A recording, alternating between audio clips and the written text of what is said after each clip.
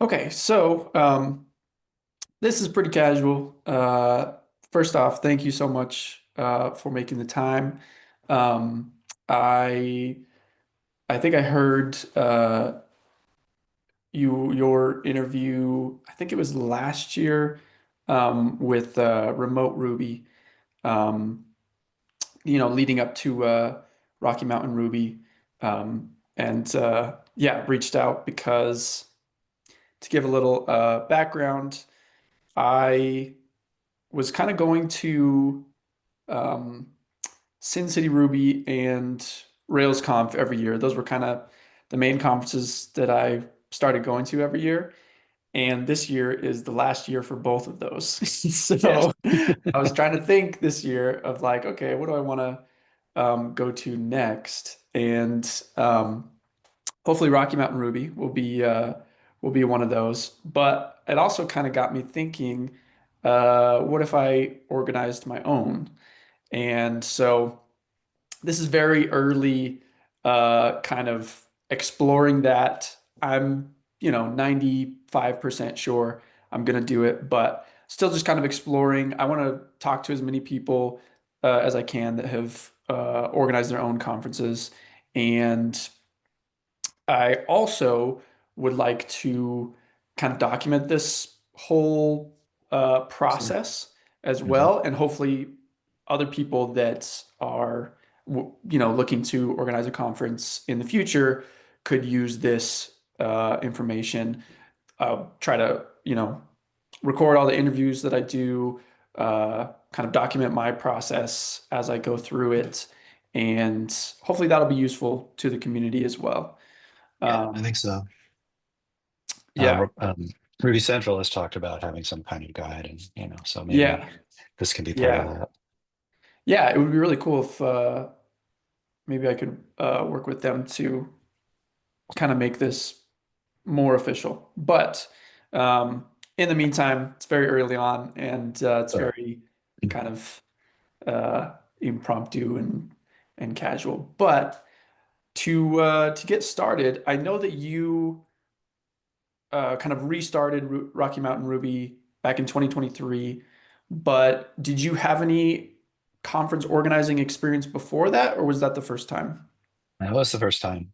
So Okay. I had volunteered at Rocky Mountain Ruby back when Marty and Stefan were running it to do the internet, the Wi-Fi. Back then, it was unusual for venues to have Wi-Fi, so we would have to bring in our own. I was running an internet service provider, so I had the tech and the know-how to get in there and do it. But that was pretty much the extent of it. That said, Gotcha. I ran a company for about 20 years, so running things was something I'd experienced with, but conferences specifically not at all. Gotcha. And how did that first one go? Did it catch you off guard, or did you feel like, how did you feel that first year? It actually went really well, better than I expected it to. Oh, good. I mean, I had the advantage of being able to talk to Marty, who had specific Hmm. experience um, with Rocky Mountain Ruby, and also I was getting advice from Jeremy Smith, who was running the first year of Blue Ridge Ruby, and that was really great because he was like 6, 8 weeks ahead of me, and like so his conference was going to happen before me, so he would hit milestones before I did, and I could say, "Hey, what did you do when it came time to find insurance? Like, who knew you need Okay. insurance?" Yeah. He knew that, and he's like, "Oh, this is what I did," and I could do the same thing. So that was super helpful. I also talked to Andy Kroll a bunch, and he was very helpful. He's been running Brighton Ruby forever, so he has lots of advice. Gotcha. That was super What, helpful. yeah. What was the hardest part, would you say, about organizing a conference? For well, I can speak specifically to 2023 and then in general. 2023, my problem was a venue. Um, Rocky Mountain Ruby had traditionally been in a place called Boulder Theater, which is an old movie theater that's been converted to a conference venue. And back when it was previously running, they were very happy to have us in there um, because it fills up the theater during the day. and we could be there till 5 or 6, and it was almost always available. And when I talked to them this time, they were like, sorry, bands load in at 2 o'clock now because concerts start post COVID, concerts start at 8, everybody goes home by 10. So, we don't have it, unless you want to be out by noon, we can't do it. And Mm, then there was a big scramble to just kind of find someplace that would take us. We're during the school year, so we couldn't use the university. Hotels are very expensive. There aren't a lot of other venues in Boulder that are about the size we were looking for. So that was very difficult. And then we landed on E-Town Hall, and that turned out to be perfect. And I hadn't even considered them because somebody told me they were just super expensive, which turned out not to be true. And they've been great mm, to work with. And we could talk about choosing a venue because I think that's definitely um, there are a lot of choices there and a lot of yeah. trade-offs. But generally speaking, the way I like to describe it is it's not difficult, but it is hard. Like what you have to do is a Kanban board, right? You need to do this and then this and then this and make sure you've done that. But it's straightforward. It's easy enough to put it into a checklist or a board or something. But Mm, it's the amount of work that's hard. Like you really, there's a lot of nights and weekends um, and just getting stuff. There's always a deadline coming up. yeah. And then as you get closer, there's just a lot of wrangling and last minute stuff and changes. And so that's the thing I think that's hard about running a conference is the time commitment. Gotcha. So on I guess the business side of it, um, did you, I'm assuming that maybe Rocky Mountain Ruby already had some sort of business organization or entity, or it didn't. No, it had whatever it existed had kind of gone away. So I Okay. created, so yeah. This is, I mean, there's obviously different ways you can do it. My recommendation is set up a LLC Hmm. and have that run the conference. Um, it just, keeps all the finances separate from whatever else. I think back when Marty ran it, he actually ran it under his consulting business. But I think if it's just a distinct entity, then um, with its own bank account, all the money is in its own place. It's just simpler for taxes and all that. Um, we are not currently a nonprofit, but because of just a ton of paperwork, that's something we'd like Yeah. to do in the future, and something that Ruby Central has talked about being able to help with. Because I know like the Python Foundation helps with that, just like filing all the paperwork that you have to do to be a nonprofit for like um, uh, for the same sort of thing for conferences that run the Python conferences and various types of user groups and things like that. So that's something Right. we'd like to do. In Colorado, I think it was $10 to do an LLC. Then I opened a bank account. I basically lent money to the LLC to open a bank account. And with that, then I could start paying people. I could get a Stripe account for the tickets and for Mhm. getting money from sponsors, and just ran it that way. Right. Um, was that uh well, does becoming a nonprofit like simplify or help the taxes? Because I mean, Yeah. most of the time you're not making a lot of money on conferences anyway, so you might as well be a nonprofit. Is that kind of why you're moving towards Yeah, I that? mean, well, yeah, because if you have money left over, you have to pay taxes on it. And Mhm. and I don't mind doing that, except it just seems like a waste. It's like money we could put back in next year, or money Right. we could donate to Ruby Central or the Boulder Ruby Group or something like that. Right. Instead, we just paying it on taxes. Um, so that's the main reason. It does make it easier for people to give us money as well. If somebody wanted to donate, you Mhm. really can't donate to an LLC, so it's not tax deductible for them. So there's some advantages to it, but at the moment, it's not worth the headache that it would. You basically need Right. an accountant who specializes in nonprofits at that point. Gotcha. Okay. Okay. Um, how did you assuming you had one, I guess, how did you determine the budget for your first one? Um, very uh kind of back of the napkin. I just had a big spreadsheet and just kept, where I could tweak the ticket prices and guess at how many I would sell and that kind of thing. Hmm. So um let me back up a little bit and talk about picking the venue and the process. And Okay, that yeah. kind of leads to everything financially. So first I need to find a date.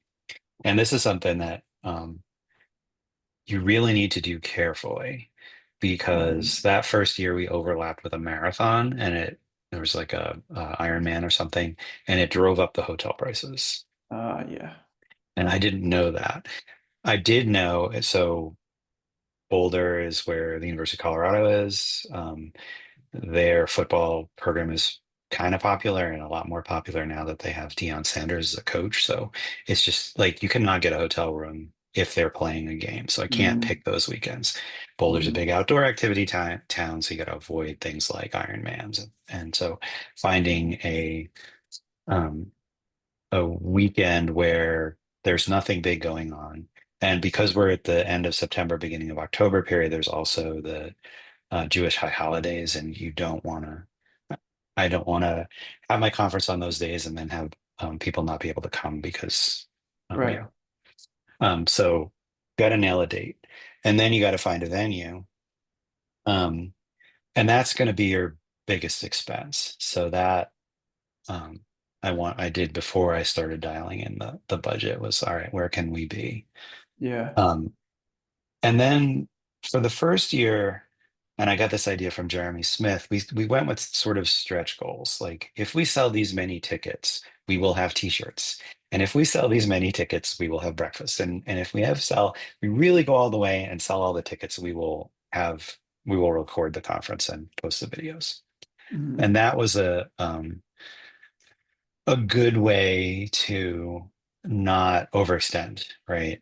Hmm. Um, And it was still a bit of a nail biter at the end because I really wanted to do the videos. I think that um, that is super valuable to the people who are speaking because now when Right. they, want to speak at a bigger conference or get a job, they can point to this video. Um, and um, it's also great promotion, right? For future years. So that was important to me, but that was tough and really came down to some last minute sponsorship we got. And you know, Confreaks who we used, and I highly recommend being willing to kind of work on a payment plan with us. Right. Is that I have no idea what prices are. I haven't dug into a lot of this stuff down to like, I need to look into what venues in Albuquerque are like. That's where I am planning on having it right now. That's where I I live. was guessing from the big map behind you. Yeah. But what is like general for recording? Is that like to the tune of thousands of dollars? Do you have to like Yes, fly them out and they take care of. So I'm speaking specifically of Confreaks, who I highly uh, recommend. yeah. They take care of like travel and hotel, but you have to pay for their time. So I Mm. would say they're the second biggest expense. I'm just looking Behind at my venue? budget behind venue. Okay. Um, but I think it's worth it because Hmm. um, uh, so for example, one conference I won't mention, they hired it. So recording a conference is difficult, right? Because you need to get obviously you need to get the speakers and their audio, and you need to get the slides. Without the slides, most talks are just useless. Right. So someone I know hired a wedding photographer, friend of a friend, seemed like a great deal, but they didn't know how to capture the slides. And Hmm. the audio wasn't great, and it took like 6 months to get the videos out because basically what they had to do is ask everybody for their slide decks and then kind of manually create a video of the slide deck to go Yeah. with and it's just so if you hire somebody who knows how to do this, Hmm. um, Goes a lot smoother. it goes a lot smoother, and in the case of Confreeze, we just, she records. Cindy is the owner of that. She actually did a lightning talk at uh, Rocky Mountain Ruby. She did a talk at the last RubyConf because she's been, her brother started this and they've been involved in the Ruby community forever. Mm. But they just know what they're doing. So they record the video, you give them logos, you give them all the sponsored information, and then boom, videos turn up on YouTube. I mean, it's Yeah. um, that one less thing to think about. Right. And So I recommend, I specifically recommend Confreaks, but I definitely recommend working with somebody who's done this before. And if you take Mm. like a hotel as a venue, they'll often have somebody who does this. Mm. Um, Okay. so, um, so that was how I handled the finances the first year. The second year was a little easier because I had a sense of how many tickets we would sell. One thing that's really weird with selling tickets is you would think people would buy tickets in advance, but they really don't. The first year we cut off ticket sales like a week out because we just didn't want to deal with like, oh no, we need more badges, we need more t-shirts, whatever. Yeah. And people just started complaining. I ended up selling like 30 odd tickets in the last week. And Wow. that was like 20% of the ticket sales happened like a week before the conference. And I think this Were is those probably, locals? yeah, that's exactly what I was going Okay. to say. I think this is like if you're RailsConf or RubyConf, you probably don't have this problem because there's far less locals. But I would say a half to, two-thirds to half of our people are locals. So Okay. um and they just waited the last minute, see if their boss would let them go or whatever, that kind of thing. Yeah. Yeah. So that was kind of surprising. Um, but the second year was a little easier because I knew to expect that. I knew, by then I've all dialed in all the catering and everything. So I know what everything's going to cost, plus or minus inflation. And it was much easier to get sponsors the second year because we could point to the videos, you know, Mm. everything that had gone well with the previous year. So Right. um, I had more sponsors in 2024. I think we'll do fine in 2025 with sponsorship. And that's a big, like one sponsor can pay for the videos or the venue or Mm. whatever. How did you go about getting sponsors the first year? Was it pretty much just like people in your network, or how did you go outside your Exactly. network? Yeah, it was people in our network. So I just reached out Okay. to people I know at big companies who I thought might be able to come up with some um, uh, looking at my sponsor list from that year. So I knew people at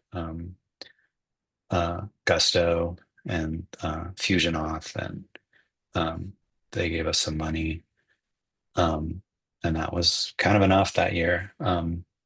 And we also so when it comes to who's listed as a sponsor, um, anyone who paid for their own travel. So we offer a little stipend to speakers, Hmm. $500 to help with their travel. We can't afford. We're not a conference that can afford to fly people out, but we Right. offered that. Um, People who turned it down, we would then put their company as a sponsor, and basically, the company's paying for travel. Oh, okay, cool. Um, Yeah. so if you look, 2024, we had like Podia and a few others, and it was just because, they sent their own people out. Then in 2024, um, I think all of our sponsors reached out to me once we announced we opened the CFP. They were like, "Hey, can we sponsor you?" And they were all people, like two of the three, and I can't remember who was who now, but the big sponsors were Honey Badger, AppSignal, and DN Simple. Two of them, two of the founders had actually spoken at Rocky Mountain Ruby in the past, Mm. and the third had attended like a bunch of times. So they had that connection. Yeah. Um, and that was definitely nice. Yeah. Is that when, kind of from a timeline perspective, I was thinking, or an order maybe, I'm trying to start a year out. So I Right. am shooting for something in May or June of next year. Mhm. Um, and I was thinking probably doing. venue and sponsors first. Um, Sponsors for me specifically is going to be really hard because I don't have a wide network.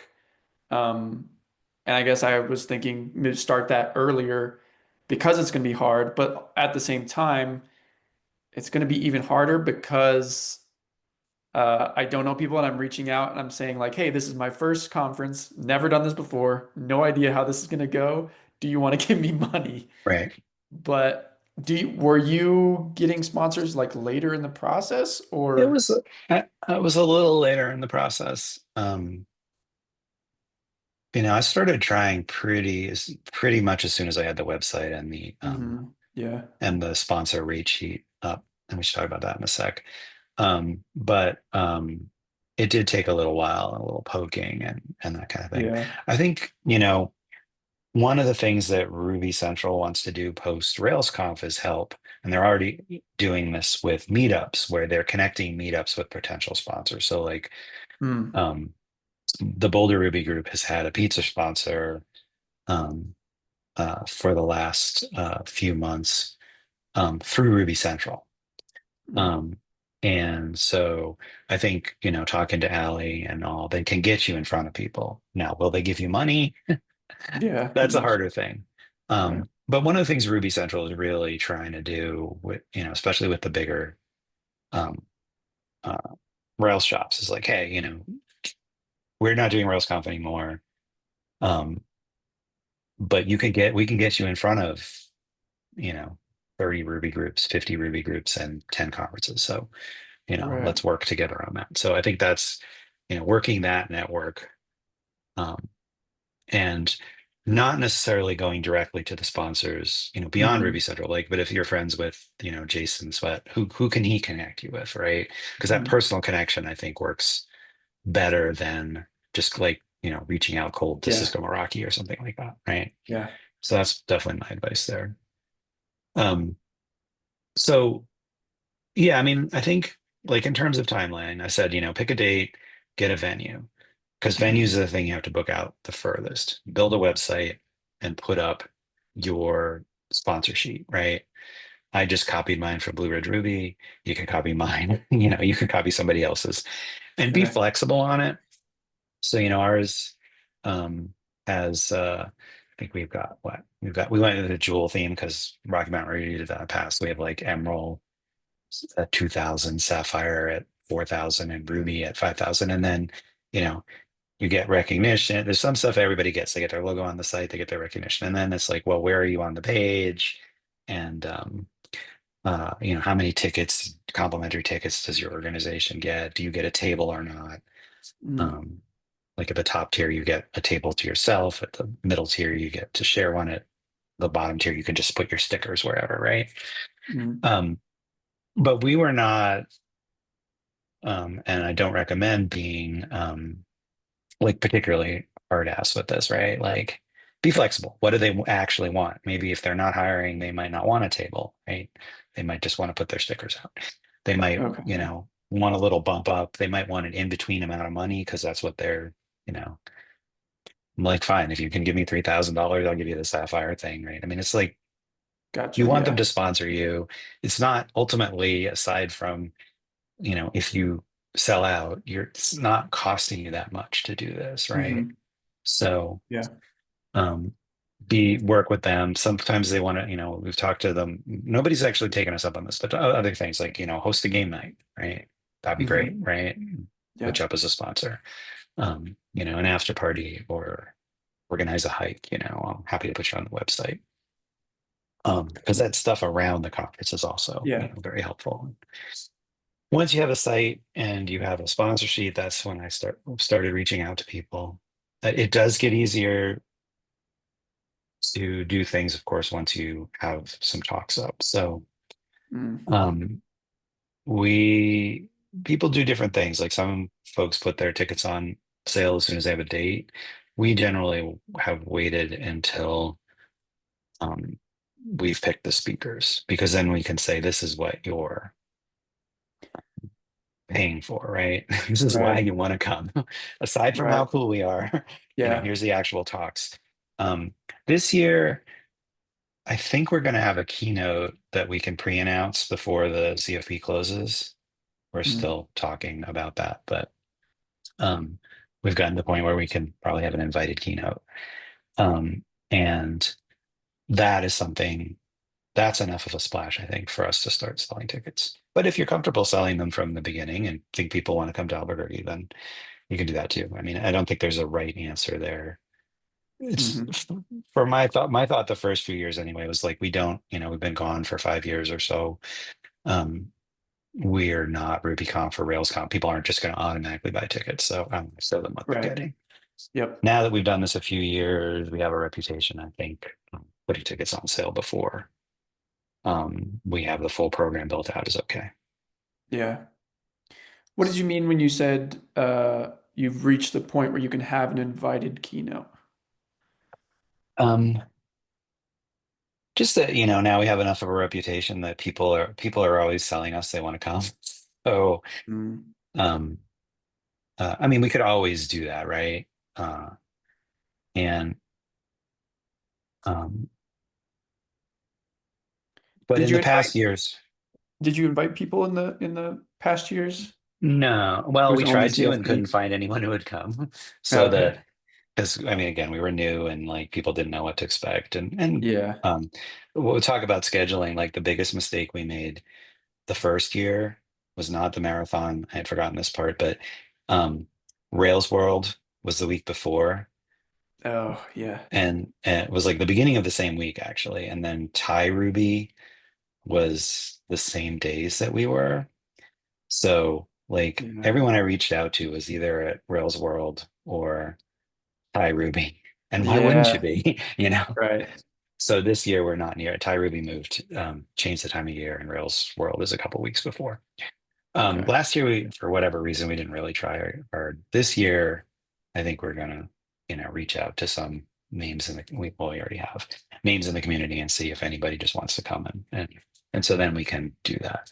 But I Mhm. mean, there's no reason not to do that your first year if you have the connections. Mhm.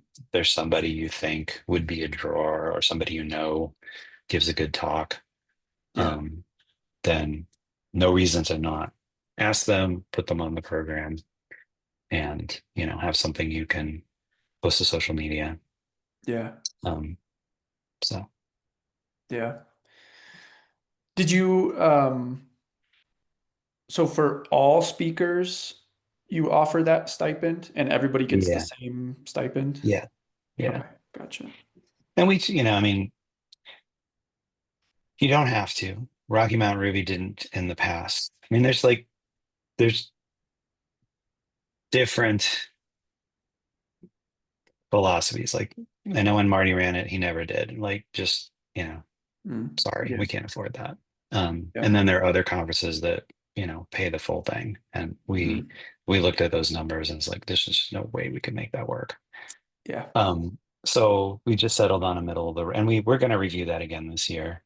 Hmm. Um, most people don't take it though, so um, I think it's a nice thing to offer to people who are coming great distances and juniors who Yeah. may not be able to afford it on their own. Yeah. Um, but we make it clear, like, this is we do not have a lot of money, so if you don't need it, please just, we'll give you sponsor credit. Yeah. Um, but we, um, That makes sense. but yeah, I mean, I might consider not, I might consider not doing it your first year just because it is really hard to budget for. Yeah. When you were not network, when you were marketing the conference, was there anything that like you did that unexpectedly got you like a bunch of people bought tickets because you did this one thing? Um,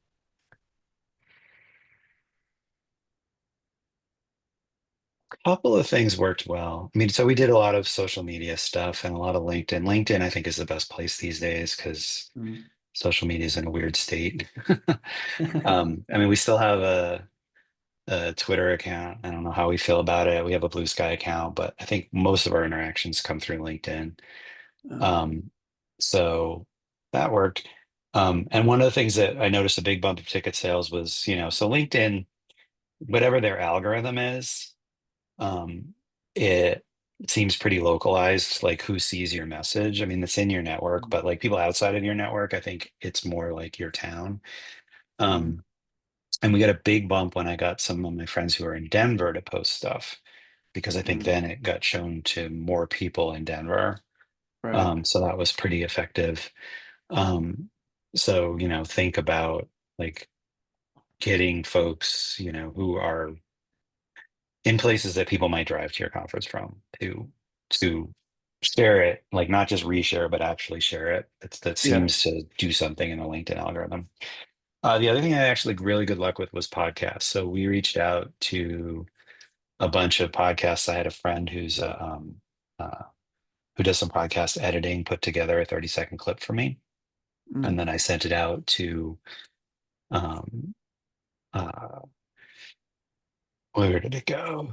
Ruby on Rails podcast, Coding Coders with Drew Bragg, The Bike Shed, um, others, Remote yeah. Ruby, and just having them play that, I think definitely helps. And they were all, happy to do it, right? So that was like kind of like an ad spot for the Yeah, an ad conference. spot. And I Okay. offered to pay, and nobody of them, no, none of them made me. So, Okay. um, Cool. but, and that's something you need to do way in advance because, um, the people's editorial calendars tend to be, Okay. So they're booking like months out. exactly. Gotcha. And Okay. then going on podcasts, the first year I went on Ruby on Rails podcast with Brittany Martin, and you heard us on Remote Ruby. We're gonna be on Ode to Rails Conf next week. Hmm. So just getting on, getting out there. And now, of course, we have there's the Ruby Conferences website, where you can just make a pull request and put your conference in, Yeah. Yeah. rubyconferences.org. Yep. Um, the Ruby Central Slack is very active now. Hmm. Yeah. So that's a great place to just promote stuff. And then there's also it's less popular since they rolled out their Slack, but there's also Ruby Central Discord. Mm. So those are all good places to start looking for Okay. people. Yeah. Was there anything that you did when you were marketing that was just like a waste of time and don't do it? Not really, and only because we didn't try much because we didn't have a budget. Yeah. Like Yeah. if we had run ads or something, I don't. Yeah. We looked at Facebook ads and Twitter ads and things like that, and just decided it wasn't Yeah. worth it. Gotcha. Okay. Do you go to a lot of conferences yourself? Not really. Um, I've been going to more. So I've since 2022, I've gone to most of the Ruby and RailsConf. I'll be going to RailsConf in July. Hmm. I hope to go to RubyConf. In the past, I did. I mean, I always go to Rocky Mountain Ruby, and then there was Hmm. Mountain West Ruby in Salt Lake City. So I'd go to at least two a year. Um, I used to be not good at conferences. I'm, like many of us, kind of an introvert and shy Yeah. and those kind of things. Some point in my life, I stopped caring. Like, I don't care what people think about me. They're going to like me or they won't. And turns out most of the time they do. So I got better at just like, hey, I'll just go talk to this random person and see what they're up to. Yeah. And that Yeah. helped. Definitely. Is there Um, anything that you do um, at your conferences to kind of make it, a better experience where people, do you think that that's the main kind of thing for conferences is the social aspect? Because, a lot of these talks could be a blog post or a YouTube yes, video, right? It's nice to see them in person, but do you think that socialization is the main point of conferences? I do.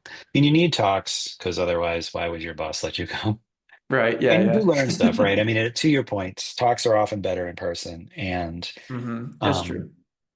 and I learned stuff, Hmm. yeah, even at my own conference. Um, my big takeaway from 2024 was pack work. I hadn't learned anything about that Mm, framework, yeah. but as I work on bigger projects, like having having that kind of thing. And you get different perspectives, and that's always handy. You know, Yeah. we try to mix because we're not a Rails conference. We try to mix in other frameworks and things like that. So I Yeah. learned a lot about Hanami, and I may never use it, but just knowing that there are different ways that people do things and think about things is Yeah. super helpful. Yeah. The advantage of a small conference like Rocky Mountain Ruby is we can do both, right? So we do a total of 16 talks, just 8 talks a day. We do 2 talks, a half-hour break, 2 talks, half-hour break. So there's lots of time. The venue is really nice because it's a concert venue. There's a big concert hall, but then downstairs there's like a bar area where people can just hang and talk to each other. And Colorado in October is like one of our best months weather-wise. Yeah. Um, Probably similar to New Mexico, just it's not Yeah. too hot, it's sunny, it Hmm. doesn't rain. So people will go hang out outside. And then the other thing, and I totally stole this from Blue Ridge, and I think they stole it from uh, Bright and Ruby, is we just do open lunch. Um, Hmm. that gives so we'd have a 2 hour block, just go out in the world and have lunch. We have a list of restaurants. Boulder's a big foodie town, so it's super easy for people to just go out. We actively help try to, find people, find groups. Um, and so that's really great for the social aspects. Um, it's also great for the budget because catering lunch is expensive and usually not great. Yeah. So that is a big part of what we do. And then in the afternoon, we again continue to have big breaks. And Hmm. that's easier to do in a small conference when it's single track. Like you're going to see all the talks. And I think there's something to like people in a single track conference, everyone sees the same talks. So they all have the same frame of reference when they're talking in between. Whereas at like RubyConf or RailsConf, where there's 3 or 5 tracks, like you're more scattered if you're going to all the talks. Yeah. Um, I do think that, Ruby and RailsConf, the hack day they have now has really helped with that social aspect, right? I Hmm. think they're calling it community day now, but like having a day where it's less structured and people can just hang out, I think works well. Yeah. So lots of different ways to do it. But that's what we landed on, and it works well. And then there's just stuff we can do to encourage, like my co-organizer Becky um, came back from Rails World with the Pac-Man idea, which is like whenever you're in a circle, open up a little wedge so that there's always Yeah. room for someone else to join the conversation.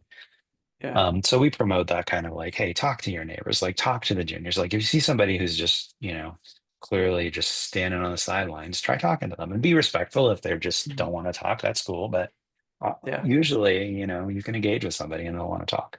And so we really push that because to your point, I think there's value out of the tech stuff you learn, but you're going to make connections that um, uh, are going to just be useful to have in your career or are going to be fun or Hmm. I now know all these people from doing this that I didn't know before, like Chris Aller and Drew Bragg and Nadia, and it's just my circle has greatly expanded, and these are people I can reach out to and ask when I have a question, or help me with Yeah. a job search, or help them. I mean, Yeah. it's really nice to have a community. Yeah. Definitely. All right. Well, we're coming up on time. I want to be respectful of your time, but do you have any other advice that you can think of for a first Yeah. time Yes. conference? My biggest advice is get all the volunteers you can. I could not have done it without them. Um, so I'm fortunate that in Boulder we have a good um, Ruby meetup that's been going for 20 years now, I think. Hmm. Um, and we have a Slack um, where everyone just kind of hangs out. So I was able to reach out and say, hey, anyone want to volunteer? I'll give you a ticket, basically. Hmm. And so very quickly out of that, I got someone who's good at social media, and she's still doing that for us. Hmm. Um, and I got someone who was willing to tackle the catering because we do cater breakfast. So you got to find Okay. somebody Yeah. and take care of all that. Um, and then there was Becky who just volunteered to help with swag. We learned a lot about swag. This is another quick advice. You have to order it way earlier than you think Because all those places are like, hey, we could turn t-shirts around in 2 days. That's only if they're not busy, and they're always Yeah. busy. So it Yeah. turns out to be like a month. And that's like the scariest thing is like, all right, how many people are actually coming and what size t-shirts do they need?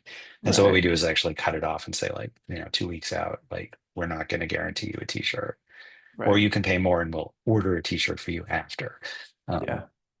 and you have a whole like chart of like, all right, how many people are wearing, what is this likely sizes that we need, that kind of stuff. But ultimately that's a Yeah. pain. So um, Becky volunteered to do that, shirts, stickers, badges, and she just kept doing other things. So at the end of it, I'm like, look, you've done so much work. You're now, if you're willing, you can be the co-organizer and take credit for this and put it on your LinkedIn and all that. And so Uh, that's how I ended up with a co-organizer. But yeah, you definitely you can't do everything, or you can, but you're going to make yourself nuts. So just finding those people who are willing to take on just one task, right? Post to mhm. the socials, call around to caterers and see who's available, that kind of thing. It's just so important. Yeah. And people like to do it. I mean, if they like to be involved. And then day of, we have a whole bunch of people who um, are just there to help, like answer questions. They get a volunteer shirt, and their role is to just after we do after we check people in, just be there. And if somebody Mhm. wants to know where there's a vegan restaurant or gluten-free restaurant, where's the restaurant, like they can just answer that, so Yeah. that you don't have to be doing everything. Yeah. I'm thinking about that, and I was wondering if what is the trade-off, or is there a trade-off? Maybe there's not. Maybe it's a no-brainer. But in my mind, I was like, okay, am I inviting extra complexity by bringing in volunteers? And then if, having to manage multiple people moving in multiple, paths at the same time. Am I inviting extra complexity that way? Versus if I did everything myself, of course, it's going to be more uh, strain on one person, but Yes. I don't know. My, I would say, I mean, I'm definitely a person over my career who's tended to, screw it, I'll just do it myself kind of a person. Hmm. Um, I, but I would say you're going to make yourself nuts. Like, just, did I post? It's 3 in the morning. Did I post the socials yesterday like I was supposed to? Like, Yeah. the caterer hasn't gotten back to me with the, pricing, Uh, damn it, I need to get the insurance. I think at the end of the day, you'll have a better conference and a better experience for yourself and want to do it again if you have volunteers. And the other mm, thing is like, all of this, and this should be general advice to somebody who wants to run a conference, is these are good skills to have, right? As you advance in your career, ultimately, even if you stay on the IC track, as I pretty much have, you're still going to have to move people around. right. You're going to be working with juniors, you're going to have to give them tasks, and you're just going to have to deal with that. And this is a great way to practice it, right? Hmm. True. Because this is the case where worst case scenario, somebody, turns out to be a flake and doesn't post to social media. You can do it, but and find Yeah. good people. I mean, I think um the way it shook out for me was, and this was just luck, but the people who had the bigger tasks and were willing to take on the bigger tasks tended to be the more senior people, right? They were older, they'd been around, you know, they know how to Hmm. own something. Hmm. And then the people who were the day of volunteers tended to be the code school kids and the recent graduates and things like that. And they were great for that because they were very enthusiastic. Hmm. They know what it is to, feel like a fish out of water because they kind of do. And so that just kind of worked out. Like, Yeah. um, so I would definitely say, like, when you're looking at volunteers, if you have a look at their LinkedIn, get a sense of their strengths. Are they an engineering manager? Well, then you can give them the hardest task, right? Are Hmm. they a recent grad? Then, maybe give them something more people focused. But I Hmm. think it's worth it. And, maybe Yeah. you find your co-organizer, um, Right. or whatever. I mean, because one of the things I'm thinking about this, I don't want to do this forever, right? Yeah. Um, uh, my son's graduating high school, he's going to go off to college. Eventually, we want to travel more or whatever, sooner or later Hmm. I'll retire. But I would like this conference to keep going. So I want to build it Right. in a way, and that goes back to the legal structure and all that, that I can hand it off to someone Yeah. else. And that someone else should be somebody who's been a volunteer or at least gone to it and understands it Right. and is passionate about it. So Yeah. another good reason to have volunteers and co-organizers and such. Gotcha. Yeah. That makes sense. Alrighty. Well, I appreciate your time. And Yeah, happy to do it. actually, last question. Who should I talk to next? Have you talked to Andy Kroll? I have not. I would go to Andy Kroll because he Is is just, he, did he do One Ruby Friend or yeah, Ruby? he does that. He does Okay. the Brighton, Gotcha. his big thing is the Brighton Ruby conference. Okay. So he's been running Brighton Ruby forever. And I think it's one day and it's big. It's like, uh, you know, pushing 1,000 people, I think at some points, maybe a little Okay. smaller post-COVID, but it's one of the biggest small conferences. Right. And yeah, he does everything. The and part of my backstory here is that I decided to do this after going to RubyConf Mini in 2022. And that Hmm. was a side conference that was spun off for people who didn't want to go to Texas because of politics and run by the founders of WNRB, the Women in Non-Binary Ruby, Gemma Isaroff and Emily Stamp ran that. They had no idea how to run a conference. And Andy volunteered to come out to the United States and help them do it. And so he's Wow. the guy for running conferences. Okay. So Wow. Yeah. highly recommend talking to Definitely. him. I'll definitely reach out to him. I And did yeah, do he's the super one, nice.